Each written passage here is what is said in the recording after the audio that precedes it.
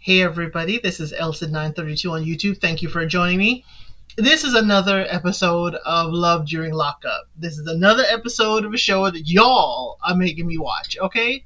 So, what we're going to do first is like, share, subscribe to the channel, leave a comment below because we're getting into it. It is heating up. And this episode is called Cruel Intentions. We start with Tia and Rob, just like we ended. Remember, Tia threw her phone in the mulch.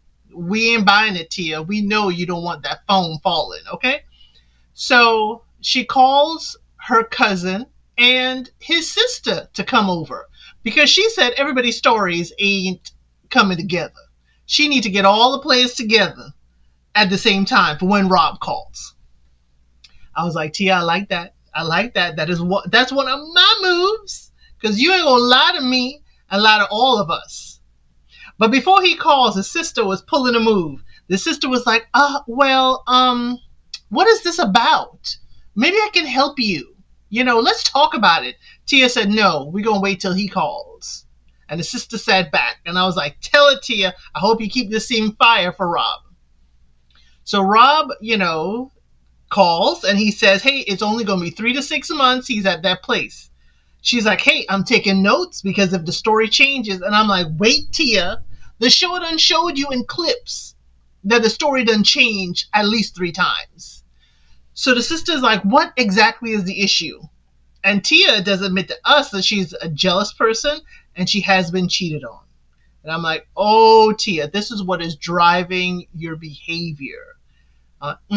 Girl, this is not the way to handle it, though. So Tia says, am I your number one girl? And I'm like, girl. Even her cousin was sitting with her wine like, girl. No, you're not asking him in front of us if you're the number one girl. So Rob apologizes for making her feel like she is not a priority. Tia, the problem I have with folks asking if you are their number one means there are other numbers. There are other numbers, girl. Are you his only girl is the question you should be asking. But let's move on. I'm going to continue with Tia and Rob, and we'll go through each grouping. I'm not going to go back and forth like the show did and like I did last episode. So let's move on. Tia goes to meet with her grandmother in the next scene with her. This is her dad's mother. Her dad is not there. He left when she was a kid. She doesn't know that man, she says. But he made the best pancakes. Now, I remember who makes the best pancakes in my family. I do. So I understand why Tia has this memory. So she said she looks just like him and she's annoyed by it.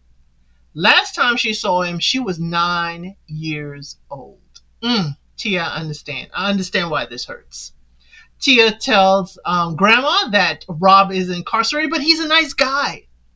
Yeah, Tia, the nice guy that cussed you out in the driveway the other day. The nice guy that's going to live someplace else and didn't tell you at first. The nice guy that keeps changing his story. Okay. So Tia tells Grandma, because Grandma is asking why. Why is he incarcerated? Why are you with this fool? Why? She says robbery 8 years ago. It sounds bad, Grandma, but trust me. Grandma looking around, she's like, he's showing you that now, but what happens later? Because Grandma remembers the past relationship Tia had that was very destructive. Grandma cries and says she wants more for Tia. Grandma, we all want more for Tia. We all do. So we with you, Grandma. Next, we see 6 months till release. Hunter, Kate, and Kaylee that Kate don't know about. And Kate that Kaylee don't know about. We have our throuple. Kate is talking to her mother. She tells her mother it's like 8 women that Hunter is talking to, but she thought it was only a few. Hunter told us 10, Kate. So he's still lying to you. Sorry. She said she blacked out when he mentioned Seg's toys and talking inappropriately with these women. And that all the women are being inappropriate. Right, Kate? And Hunter is the angel that isn't doing anything because these women are just being inappropriate on their own. Okay, Kate. Mama says she's concerned that Hunter is not being honest in the relationship. I agree with you, Mama. Hunter is not. He daggone sure ain't.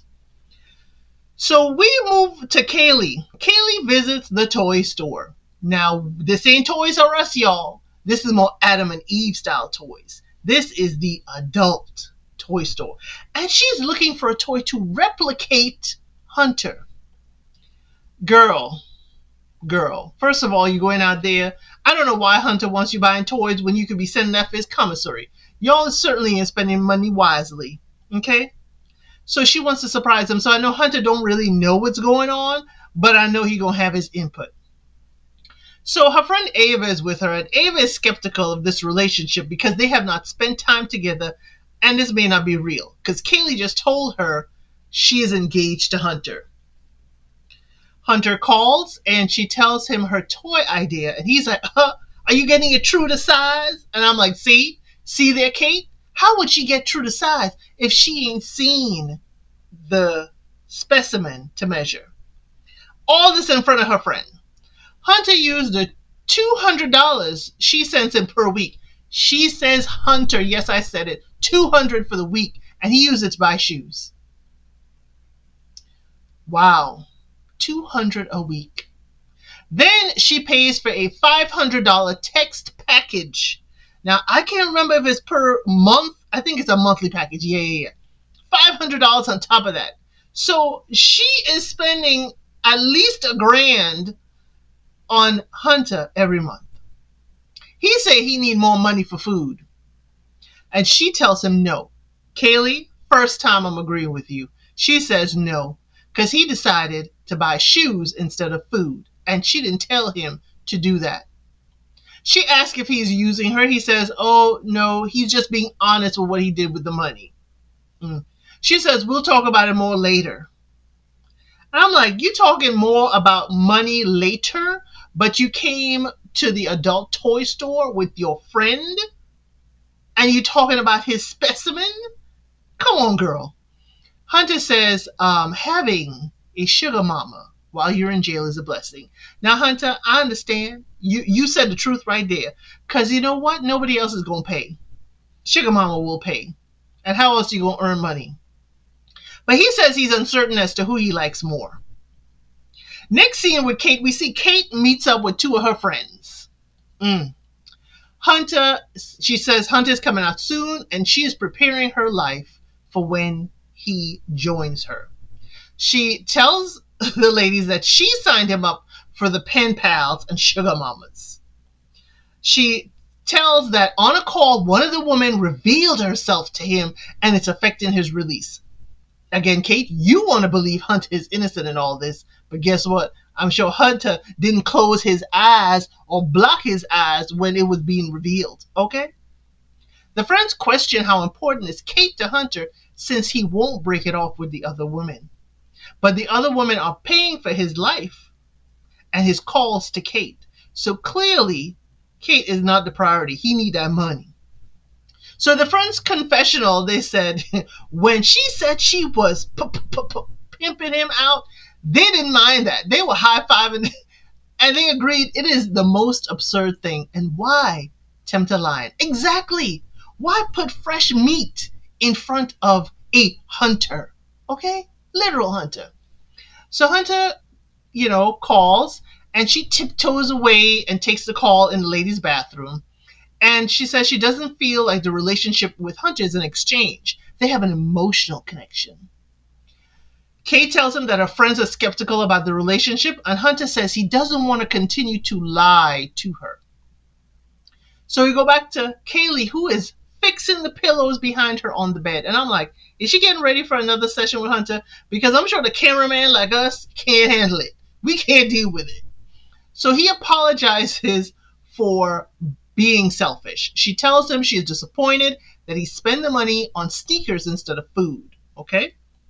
But when he apologizes, y'all, I'm like, Hunter trying to keep her pocketbook open. He trying to do that. He said he will handle the bills when they get out. With what job, Hunter? With what job? What job? Are you going back to being the barista? Like Kate found you? What job?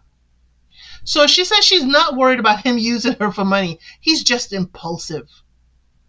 And Hunter goes on to tell her she is his number one always. Again, with the numbers. When you number one, there are other numbers behind you. And guess what? You can change positions because there are positions to be filled.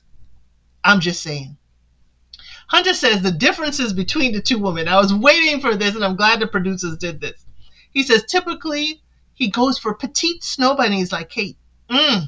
He loves Kaylee's personality, and she is willing to have phone sugar with him. Kate does not want to share phone sugar and is more mature. He also goes on to say Kaylee babies him and he loves it. See, this is it. He likes the look of Kate. That's the look he wants. Petite nobody. He said it.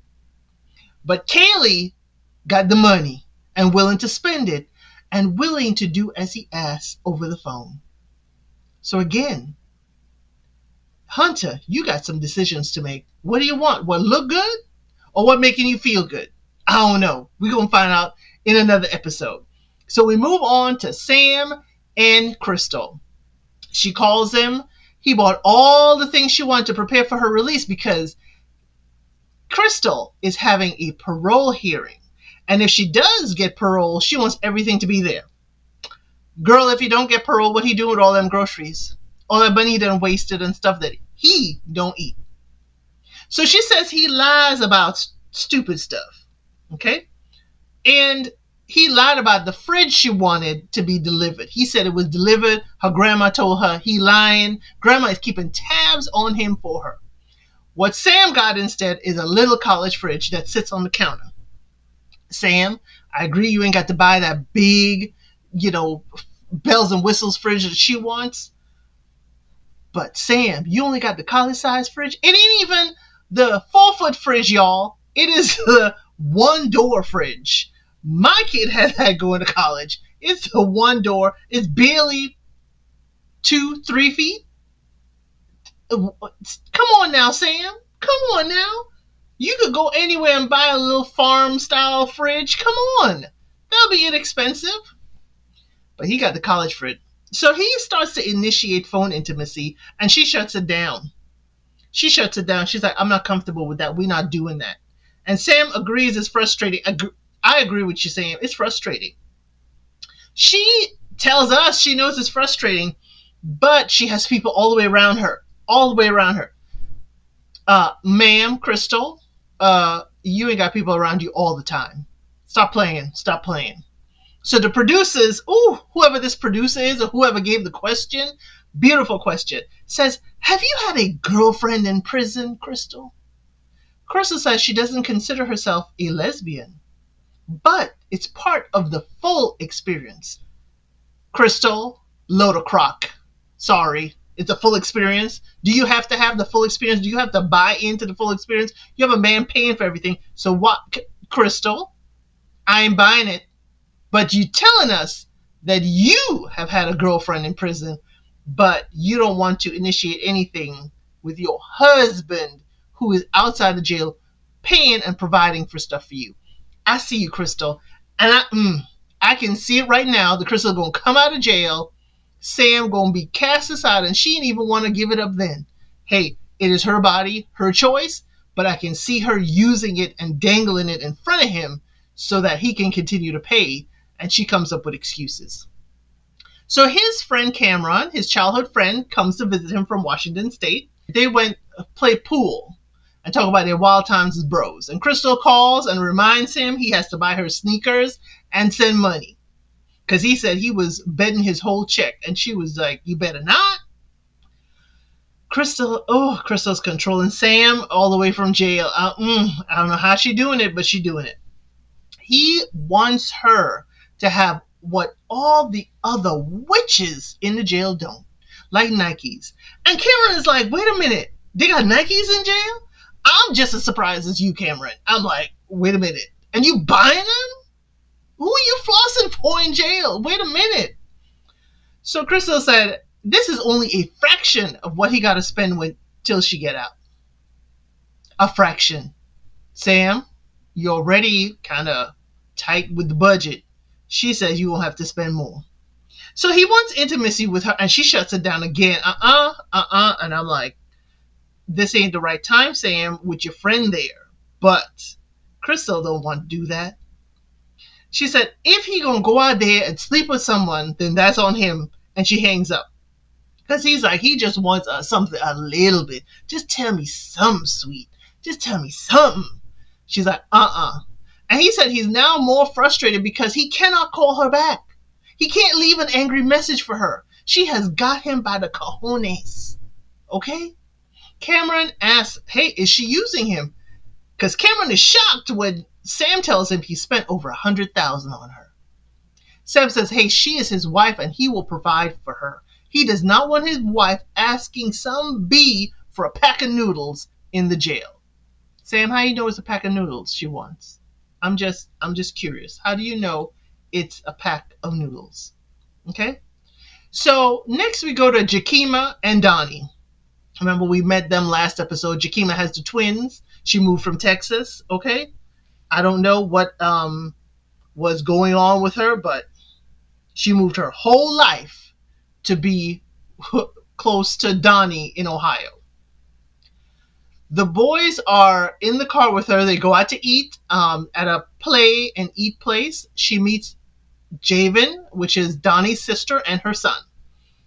And, Jakima says she's just trying to get comfortable with Donnie's family since she's there and she's new in town. Javen confirms she hasn't heard from Donnie either because they're trying to guess, is he really in the hole or not? But Javen tells us, which Donnie's sister says, she thinks it's a bit much that Jakima uprooted her whole life to come here to be with Donnie. So Jakima gets a text from a woman who is girlfriends with another prisoner. They're in some kind of girlfriend prison group. Now I heard of NFL Wives group, but now apparently there's a prison girlfriend group. So this girl confirms that he's in the hole. I'm like, is it a real confirmation? Or did the friend tell his girl to tell Donnie's girl the story and keep it going? I don't trust it. I don't know the messenger. Donnie, Jakima says the difference is Donnie doesn't ask her for money. Okay?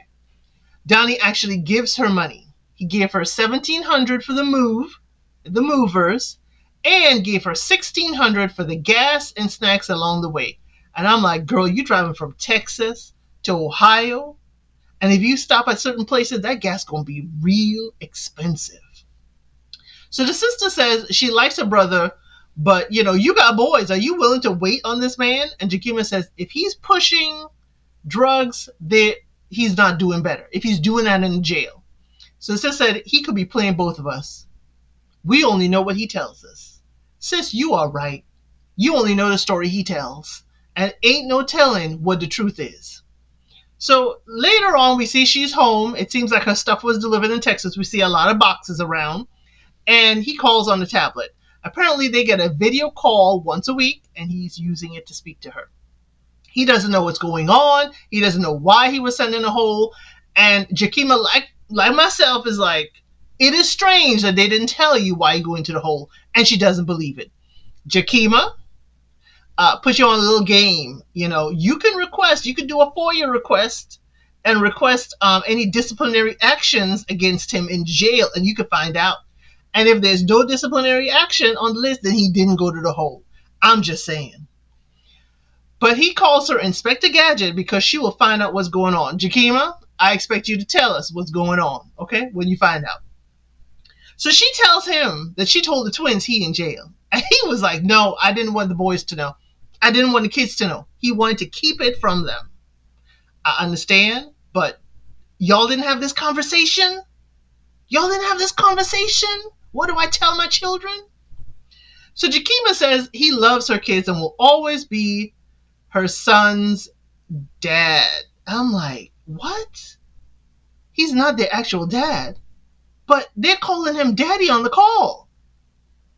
So when they ask why, he was in the streets when the boys get on the call with him, he tells them he was selling drugs. He was doing stuff he didn't have to do. He shouldn't have been doing. And he wants to come home to them and stay home. So they're like, you ain't coming home till we 10. And they're 7 now, if I got that correct. And they were like, it's going to be a few years. So the kid said, Dad, you don't deserve to be there. This is how it begins. This is how it begins when you start thinking that the justice system is incorrect. If he was doing something illegally, young men, he deserves to be there. If he was, doing something illegally. And he just admitted that he did. So yeah, he's just serving his time. Just chuck it up to that. So Donnie was like, wait a minute. Did y'all just call me dad? He was shocked. He was shocked. And I'm like, y'all have talked before. You've talked with the boys before, I'm sure. But Jakima reminds us that at 3 months pregnant, the dad of the twins went to prison and she was on her own because he never, kept up in contact with her. So Jakima says that, Donnie loves her kids so much and helps her take care of them. And he will be great for them if he stops running the streets. She tells him she don't play about her kids. But I'm like, they're calling him daddy. You told them to call him dad. You taught them that. You are okay with that. But then Donnie drops a surprise. He said he might be moving prisons. And he got to go and will explain later. Excuse me? She has moved from Texas to Ohio. And you changing prisons? What if you move in prisons to California? Is she supposed to move there? Something in this ain't clean. Something about this, I don't know, Jakima, if you were running from something in Texas and Ohio seemed like a good place, but I don't see you. If you knew with your kid's dad, prison wife kind of things, why would you move all the way to Ohio? This was a possibility. So she says she feels defeated. He's in a hole. She moved closer. She can't visit. It's not even, possible to see him right now. And now he's moving to another prison. But Jakima says something that I thought. She said it feels like he's hiding information. Girl, he is. And she said she got to take matters into her own hand and figure it out.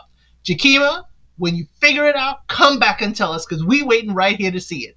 And y'all, that is the end of the episode. I thank you so much for joining me for this review and recap. I hope you enjoyed it.